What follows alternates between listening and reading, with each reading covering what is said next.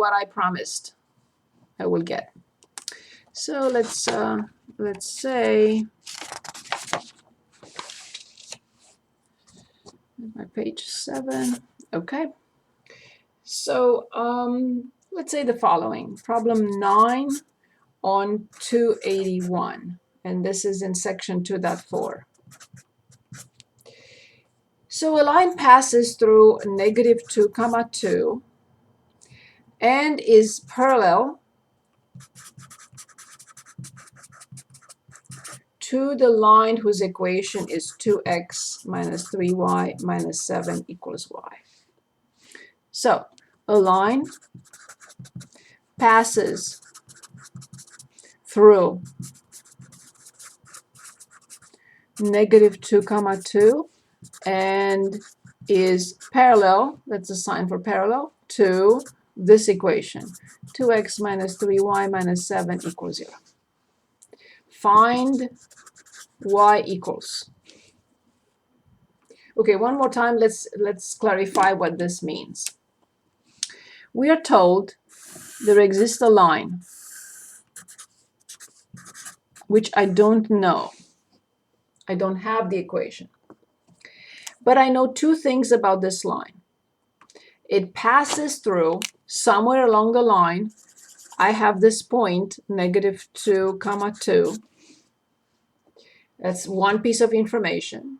And I also know that it's parallel to a line whose equation is 2x minus 3y minus 7 equals 0. From the given information, I have to find the equation of the line that passes through this point and is parallel to this line. And I know what you're going to say. Well, that's very easy. You have a point. You have y minus y1 equals the slope times x minus x1, and you have the point -2, 2. Yes, but what I don't have is the slope. If I manage to determine the slope, then I'm done. I will perform the calculations and it's finished. Can anyone tell us a possibility or a path to finding the slope of this line?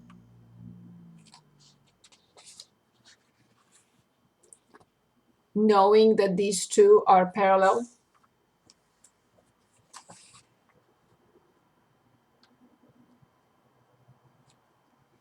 Is there a way?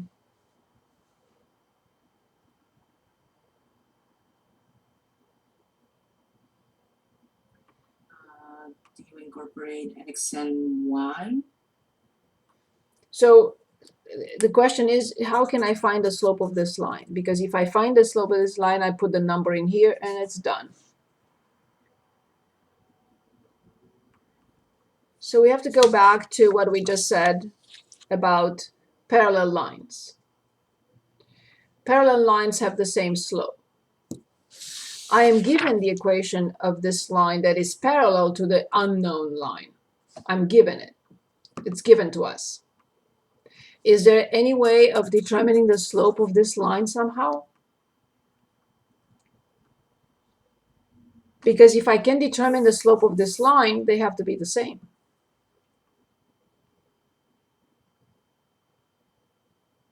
How will I determine? We've done this before. How do I determine the slope of this line? What do I need to do? Do you do 2 parentheses -2? No, this point has nothing to do with anything concerning this line. This is not a point on that line. So what do we need to do in order to find the slope of the given line? What did we do in the past? Don't you get y by itself? Thank you very much, Christy. Solve for y. Brilliant. Thank you. Thank you. Yes. The reason why we have to solve for y is because if I solve for y, the number I get in front of x will be the slope. That's the reason why we have to put it in this format. We solve for y, and then we identify the slope. Good. In order to solve for y, what do I have to do first here? I have 2x minus 3y minus 7 equals 0. What will you do first? Add 7 both on Yes. each side. Yes, I will. So what I would like to do, because it's easier, not that you said something wrong. Everything you said was perfect. But look what I do.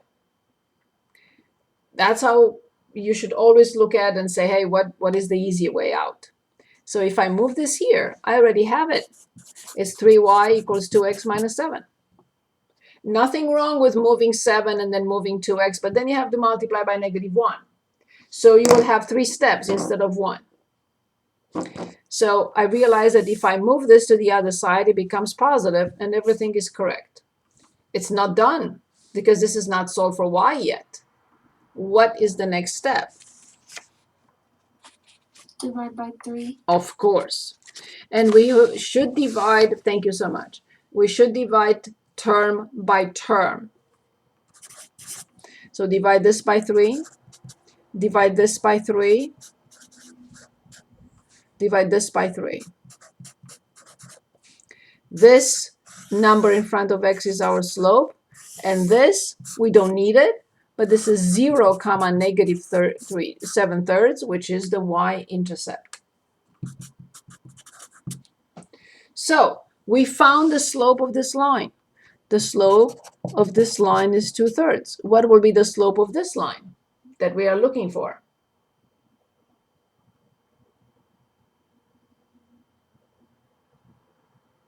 Negative 2/3. It has to be the same. 2/3. Yes. So this is also 2/3. So I have 2/3 here, and the problem is solved. I have one more step to solve for y, but it's done. So the equation then is y minus 2 equals 2/3 x minus 2. Oh, sorry, minus minus, it's plus. So negative 2 and 2. Y minus 2 equals 2/3 x plus 2. I distribute 2/3 x plus, remember how we multiplied, 2 over 3 times 2 over 1. 2 over 3 times 2 over 1 is 4/3. And then I have to bring 2. Yes, I have to combine like terms. Can anyone tell us the result of 4/3 plus 2? Can anyone add 4/3 to 2, please? And what do we get? 3 times 2 is 6. 6 plus 4 is 10. 10/3.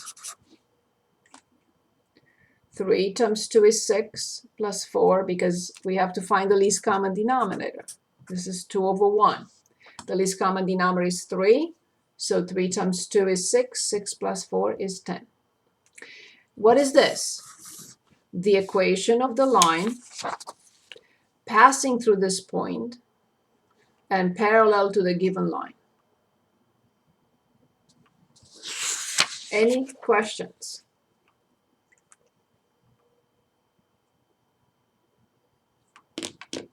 Any questions? Do we understand the mechanism? Yes? Yes. Yes. Okay, let's look at one more.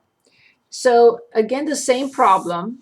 It's passing through 4 comma negative 7, but it's perpendicular now to the line x minus 2y minus 3 equals 0. So the same problem, but now it's not parallel, but it's perpendicular. So let's see the setup this time. We are looking for the line, for the equation of this line. And we know two things about it.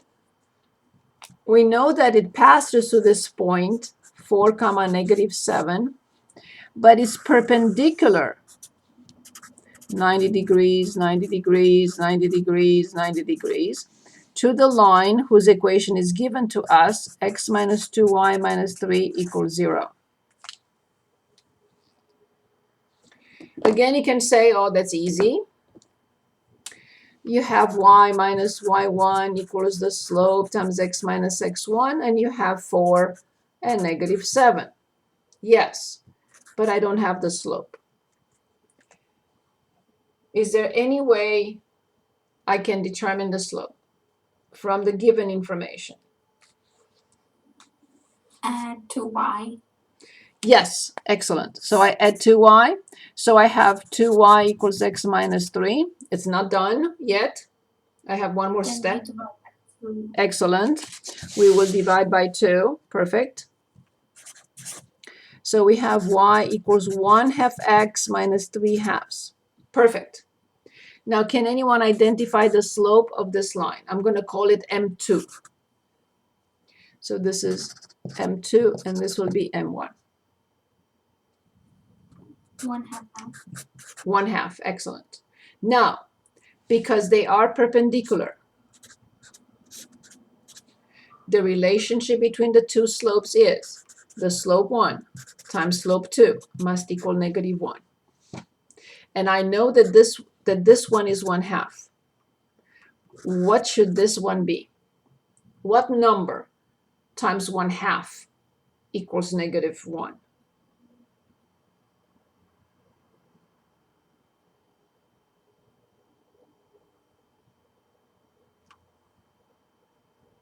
It's negative 2. Exactly. So M1 equals negative 2. Only negative 2 times 1/2 is negative 1. So I know that this is 1/2, and I know that this is negative 2. So now I know that this is negative 2. I plug in all the information. So I have y plus 7 equals negative 2 x minus 4. Yes, I have to solve for y. But that's easy. Negative 2x plus 8 and also minus 7. So I don't remember on which problem, but I saw someone wrote positive 7 here and then positive 7 here. No. When we move this term or any term from one side to the other, we change its sign. So y equals negative 2x plus 1. What is this? This is the equation of the line that passes through 4 comma negative 7 and is guaranteed to be perpendicular to the line whose equation is x minus 2y minus 3 equals 0. Okay. So finally, I'm ready to go to that topic from section 2.2. And then we're going to continue with more work together in Pearson. Okay.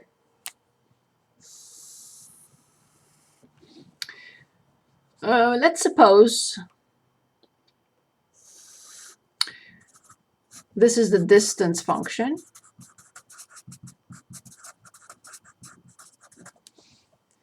Any function, it doesn't matter. Let's say I'm driving from Baltimore to New York. And this is the distance is 200 miles, roughly. And when I come back, your question to me is this. What was your average speed?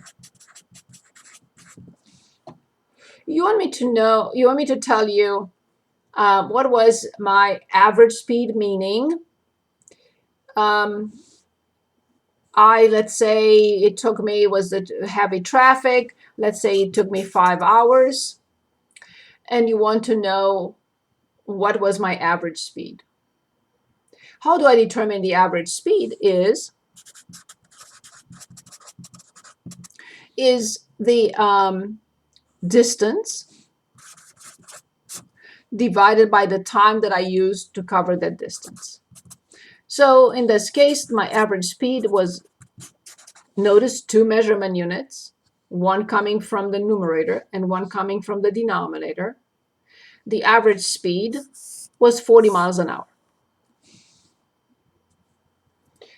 yes, maybe I drove on some portions 60 miles per hour, maybe on some portions was 20 miles an hour, maybe on other portions I drove 70 miles per hour, but on average, my average speed was 40 miles an hour.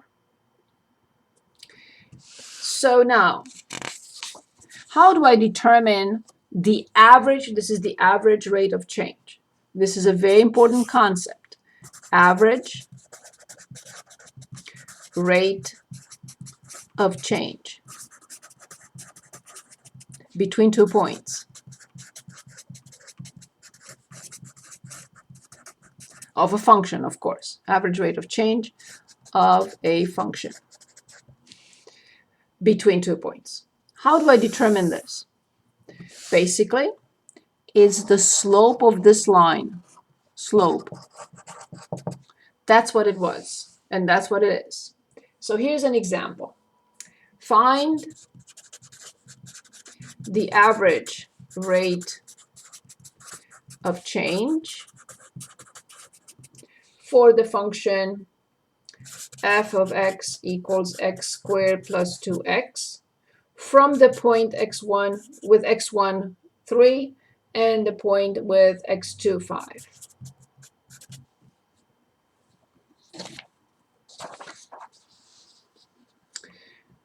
Can anyone give us f of 3? Can anyone give us f of 5? Take your time. Please give me f of 3 and f of 5. F of 3 is 15. Yes, indeed. 9 plus 6. Very good.